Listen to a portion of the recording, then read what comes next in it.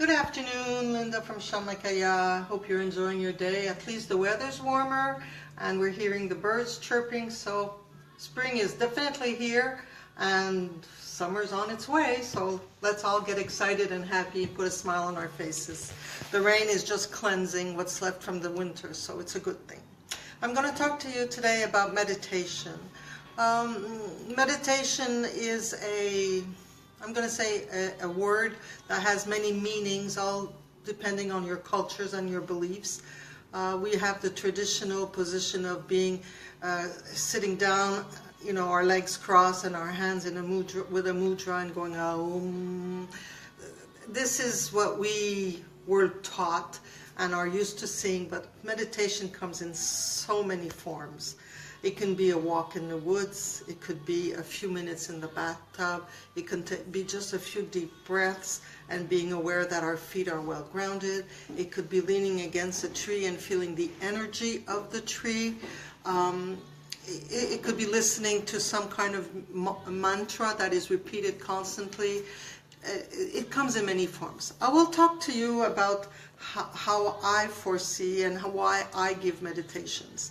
I give what I call workshop meditations, which are, we meet twice a month and we discuss a subject and then we meditate on what that subject brought up in each other.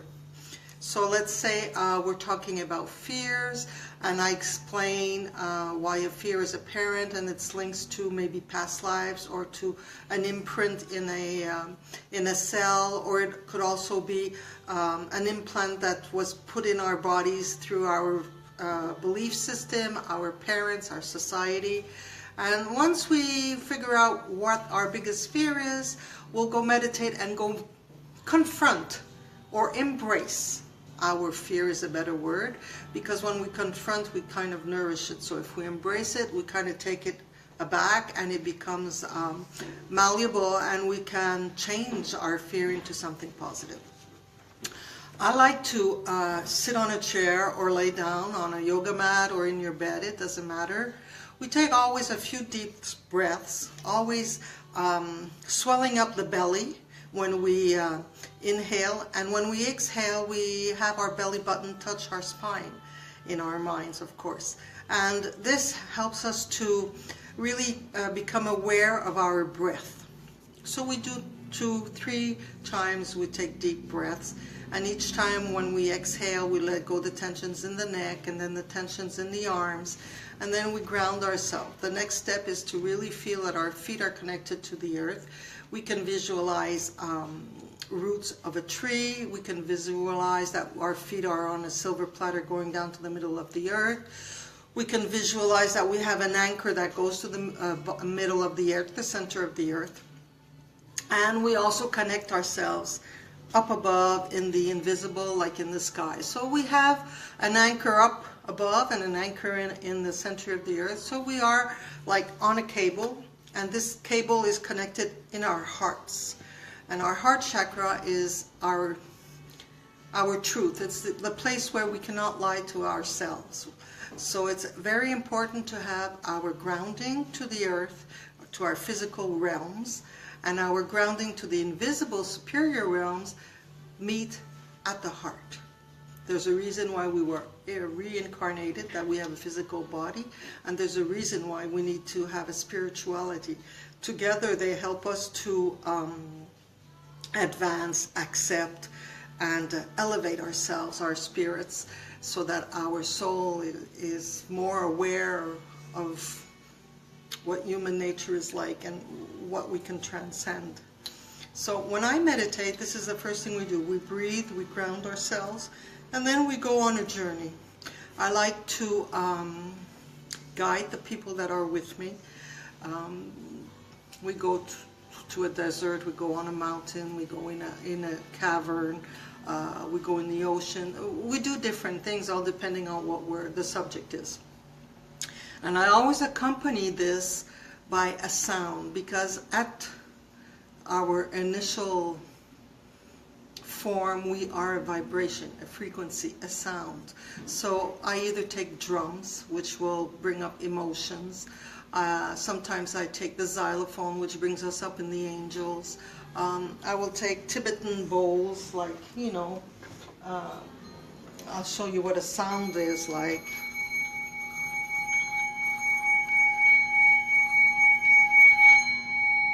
Now, this sound will cleanse and harmonize the chakras. And we have Tibetan bowls that work on certain chakras. So these are what I will use. I will use also the rain sticks to help us evacuate the overflow of, I'm going to say politely, diarrhea. We don't need that anymore, so we need to let it go. You can meditate with the mala, which are like Christian rosaries, but they're for the Buddhists. They usually have 108 beads, or they should have 108 beads, and each one is a mantra is repeated. The same thing as when you have a rosary and they do 10 Hail Marys and then 1 Our Father and then 10 Hail Marys again. So it's the same principle of putting yourself in a state of repetition and of introspection, because when you're repeating the same thing, it becomes like a humming sound, and automatically you're aware of just that moment. And that's what meditation is all about. So as I was saying, you can meditate in so many ways. Taking a walk, being alone with your dog, listening to the birds, leaning against a tree, smelling a flower, just taking the time to sense and hear yourself breathe is a moment of meditation. Everybody should take at least 10 to 15 minutes a day of meditation. Sometimes we're real busy, we don't take the time, but you know, when you're in the shower, take a deep breath and realize that the water is falling all over your body, and sense the drip, the ripples come down. It's already 2 minutes that have passed on your 15 minutes. If you're in the bathtub, move your legs and hear the waves in the bathtub, and it'll bring you somewhere else.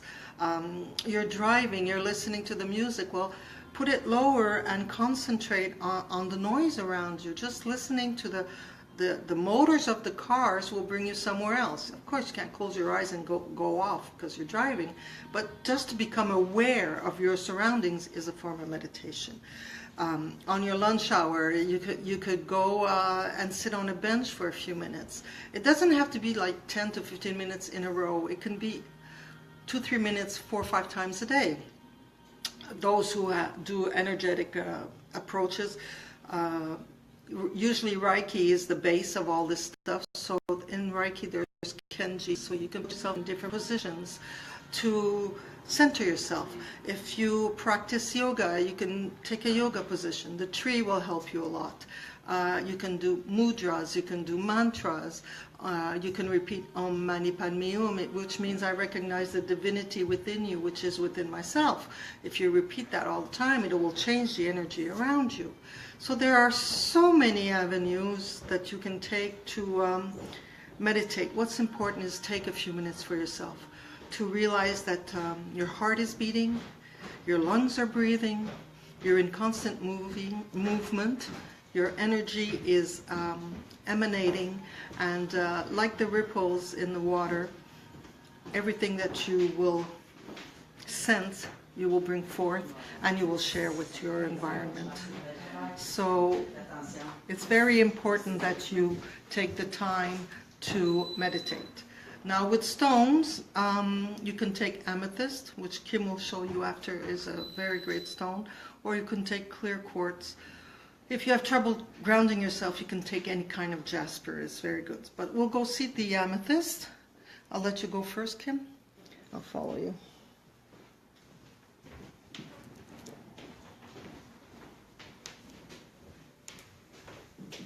Hi, Miss Cora. Thank you for following us all the time and watching our videos. We really appreciate it.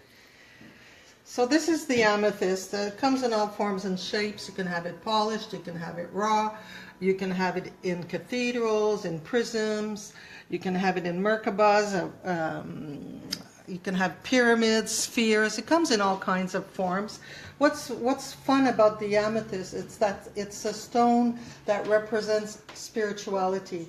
All in most, if anyone could say all of our different cultures, when high priests or high pastors prepare and make ceremonies, it's always in the color of amethyst. Purple is a color that links us to the higher realms, to what is greater than what we are.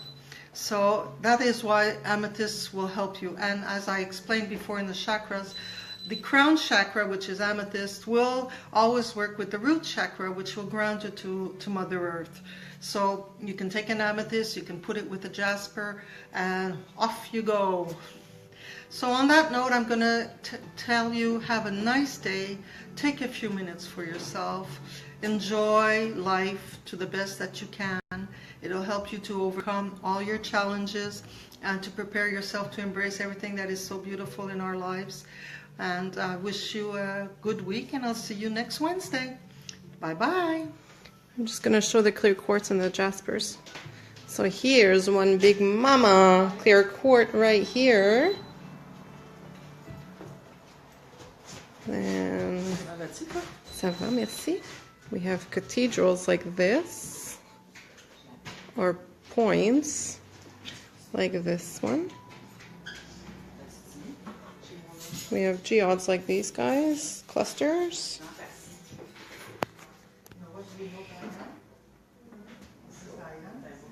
We have a bunch of clear quartz available. And these are what jasper looks like. Jasper looks like this. They come in different colors. They're all stones that ground you, that help you concentrate, that give you solidity.